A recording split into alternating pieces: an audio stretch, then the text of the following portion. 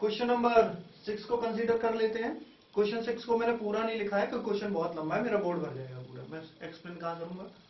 तो इसलिए question number 6 में हमने इंपॉर्टेंट जो लाइंस है वो लिख दी है, और आप पहले इस क्वेश्चन को समझ लेते हैं। क्वेश्चन बहुत बड़ा है।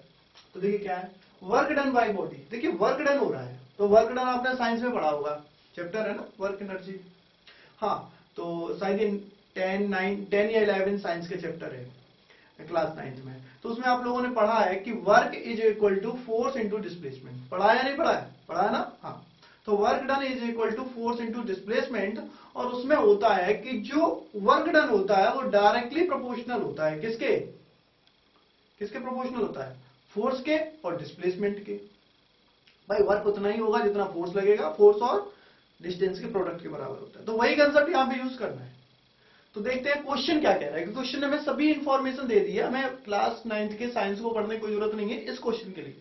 ये क्वेश्चन तो डायरेक्ट हो जाना है। देखो कैसे हो जाएगा, work done by the object, यानी वर्क डन हो रहा है बाय द ऑब्जेक्ट। तो इस पर अंडरलाइन कर लेते हैं। वर्क डन हमें मालूम है नहीं, हमें डब्ल्यू मालूम नहीं है। By the body on the application, कोई भाई एप्लीकेशन है, ठीक है, on application of a constant force. यहां फोर्स जो है वो क्या है? कांस्टेंट है जी। यह पता चले वर्क डन हो रहा है, फोर्स जो है वो क्या है? कांस्टेंट है। अच्छा, और वर्क डन जो है वो किसके प्रोपोर्शनल है? डायरेक्टली प्रोपोर्शनल है किसके? डिस्टेंस के, ट्रेवल बाय द ऑब्जेक्ट। तो देखिए दो इसमें 3 वेरिएबल्स हैं, ध्यान से देखिए। उस 3 वेरिएबल्स में से एक वर्ड उन्होंने कांस्टेंट लगा दिया, नहीं अब कितने रह गए? 2 रह जाते, क्योंकि देखो हमारा नॉर्मल फार्मूला होता है W equal to force into displacement. पढ़ा है नहीं पढ़ा है? तो देखिए इन्होंने वर्क डन का नाम लिया, समझ में आया, लेकिन उन्होंने क्या दिया? फोर्स जो है वो क्या है? कांस्टेंट है। तो ये तो वेरिएबल है नहीं, तो यहां पे वर्क डन एक वेरिएबल है और दूसरा कौन सा वेरिएबल है? डिस्प्लेसमेंट। क्योंकि वर्क डन की डेफिनेशन आप लोगों को याद होगी, work done is the product of force and the displacement in the direction of force, book में है। अच्छा जी, उसे छोड़ते हैं, इसे समझ लेते हैं। तो जी मान लेते हैं, लेट कर लेते हैं, लेट वर्क डन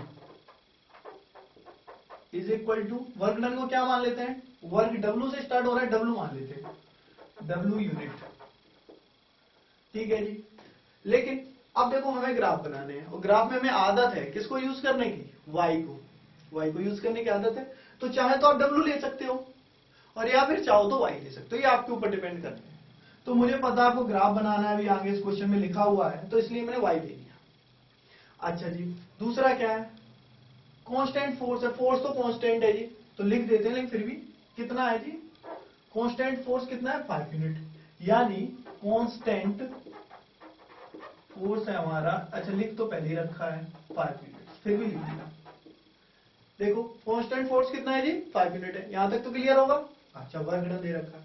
अब क्वेश्चन कह रहा है कि वर्क डन जो है वो डायरेक्टली प्रोपोर्शनल है किसके? डिस्टेंस के। तो डिस्टेंस हमें मालूम है नहीं? मालूम है, तो डिस्टेंस को भी कुछ मान लेते हैं। तो डिस्टेंस इक्वल टू, चाहे तो डिस्टेंस को d ले लो, s ले लो, या फिर x ले लो। मैं तो भाई x लूंगा, क्योंकि ग्राफ पर x और y की बनाने की आदत पड़ चुकी है आप लोगों को। चलिए अब लिख लेते हैं। तो देखो जो लिखा है उसे इक्वेशन में कैसे रिप्रेजेंट करेंगे, पहले ये समझ लेते हैं। तो देखो वर्क डन क्या माना हुआ है हमने? y बाय द बॉडी काम करेगी, ठीक है जी, on the application of a constant force. वहां पे कांस्टेंट फोर्स लग रहा है, देखो मैं लिख दिया है कांस्टेंट फोर्स। इज का मतलब मैंने क्या बताया था आपको? कहीं पर भी इज आ जाए उसका मतलब होता है इक्वल टू, यानी y इक्वल है किसके? Directly proportional. अब डायरेक्टली प्रोपोर्शनल का एक साइन होता है इस तरीके का साइन, तो यानी वर्क डन जो है वो इक्वल है डायरेक्टली प्रोपोर्शनल। तो डायरेक्टली प्रोपोर्शनल लगा दिया टू डिस्टेंस, किसके? डिस्टेंस के। तो डिस्टेंस कितनी मानी है? x। तो ये इक्वेशन आपको समझ में आ गई?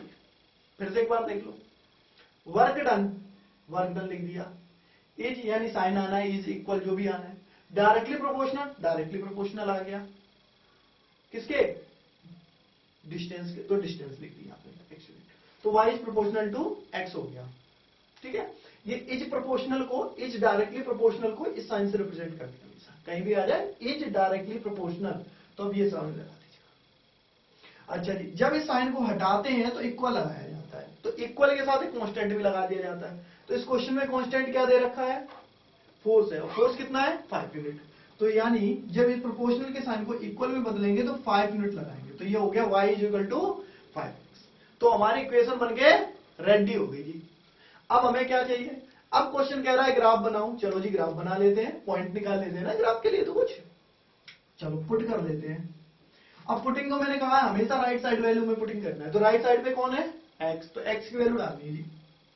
तो बताओ क्या डालोगे x की जगह, चलो 0 से स्टार्टिंग करते हैं, x इज इक्वल टू 0, तो y क्या आ जाएगा 5x यानी 5 मल्टीप्लाई विद x, और x की जगह क्या है 0, और 5 को 0 से इंटू किया 0।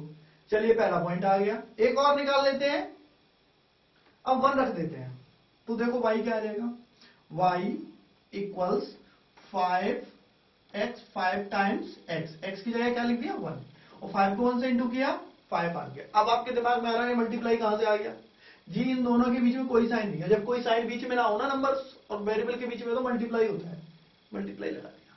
ठीक है, तीसरा पॉइंट एक और निकाल लो, मजा नहीं आ रहा, 2 भी निकाल लिया, 5 टाइम्स ऑफ 2 10 हो गया। चलिए अब पॉइंट हमारे 3 आ गए, हम 3 ही निकालते हैं। तो इनको क्या करना है, अब इन तीनों पॉइंटों का यूज करके एक टेबल बना देनी है। ये आ गई जी हमारी टेबल x और y। तो x की वैल्यू क्या डाली थी 0, तो y क्या निकला 0, लिख दो जी। x क्या डाला 1, तो y की वैल्यू क्या आई 5, x की जगह क्या पुट किया था 2, तो y की जगह क्या आया जी 10। आ गई टेबल तक हम पहुंच गए। अब ग्राफ ड्रॉ कर देते हैं, चलो लाइन खींच लेते हैं ग्राफ की, 1 2, चलो इस पे नंबरिंग कर देते हैं। तो ये हमारी x एक्सिस और ये हमारी y एक्सिस। तो x पे सबसे बड़ी संख्या क्या है 2, आराम से ड्रॉ हो जाएगा जी।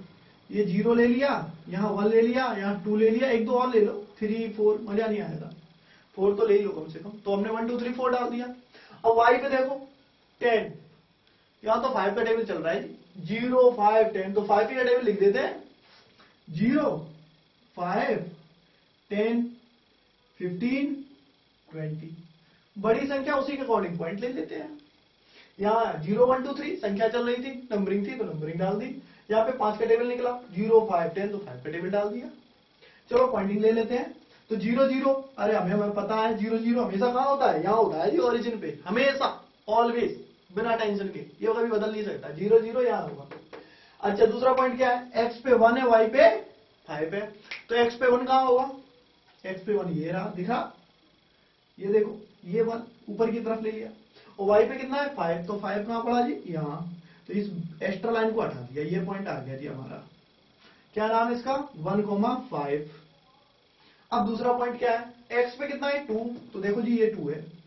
अब आप सोच रहे हो सर ऊपर लाइन क्यों खींच रहे हो, नीचे क्यों नहीं खींच रहे, तो सिंपल सा रीजन है, क्या सभी वैल्यू पॉजिटिव है ना, अगर सभी वैल्यू पॉजिटिव है तो ग्राफ हमेशा फर्स्ट क्वाड्रेंट में बनता है, इसलिए मैंने नंबर भी नहीं डाले नीचे तो और लेफ्ट में।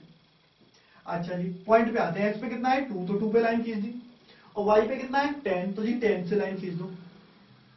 ये लो जी पॉइंट आ गया हमारा, इसको नाम लिख देते हैं 2,10। बताइए समझ में आ गया। अब तीनों पॉइंट से होती हुई अगर एक लाइन खिंच जाए तो मतलब हमारा ग्राफ सही है, नहीं तो गलत है, दोबारा मेहनत करनी पड़ जाएगी। तो चेक कर लेते हैं,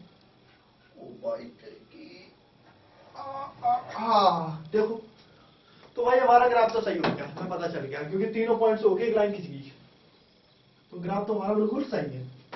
अच्छा जी, लेकिन क्वेश्चन आगे भी पूछ रहा है, अभी खत्म ना हुआ, या डिस्टेंस ट्रेवल 2 यूनिट। अब डिस्टेंस कितनी चली है 2 यूनिट, तो डिस्टेंस थी क्या हमारी x, यानी ये है हमारी डिस्टेंस, तो डिस्टेंस कितनी क्वेश्चन ने दे रखी है 2 यूनिट, तो 2 यूनिट क्या है यहाँ है, तो देखो यहाँ पे पहुंच गए, और वैल्यू किसकी पूछी उसने। अब क्वेश्चन ये पूछ रहा है हमसे कि डिस्टेंस जब 2 यूनिट है तो वर्क डन निकालो, चलो वर्क डन निकाल देते हैं, यहीं पे आंसर भी लिख देते हैं। अब 2 यूनिट के लिए कितना आएगा, देखो ये वर्क डन है, जो y है वो क्या है हमारा, ध्यान से देखो y क्या है वर्क डन है, तो यानी इस डायरेक्शन में वर्क डन चलेगा, और इस डायरेक्शन में डिस्प्लेसमेंट, डिस्प्लेसमेंट कितनी हो रही है, क्वेश्चन कह रहा है 2 यूनिट, तो 2 यूनिट पे लाइन मारी, गए ऊपर ऊपर ऊपर ऊपर ऊपर, यहां टक्कर हो गई लाइन से, जैसी टक्कर हो जाए डायरेक्शन बदल दो, टुक टुक टुक टुक टुक टुक टुक टुक, कहां पहुंच गए जी आप 10 पे पहुंच गए। तो इसका मतलब है कि जब डिस्टेंस 2 यूनिट है तो वर्क डन कितना है 10 यूनिट्स। पहला समझ में आया। अच्छा जी, दूसरा पूछ रहे हैं डिस्टेंस कितनी है 0, तो डिस्टेंस 0 ये होता है, तो जब x पे चले नहीं तो y पे भी नहीं चले। देखो ओरिजिन पे रुके हुए ना, तो ओरिजिन पे पॉइंट क्या होता है, 0 0 होता है ना, तो इसका मतलब वर्क डन क्या आ गया आपका, वो भी 0 हो गया। ये पॉइंट है ना 0 0, तो आंसर आपका आ गया, आंसर भी लिख देते हैं।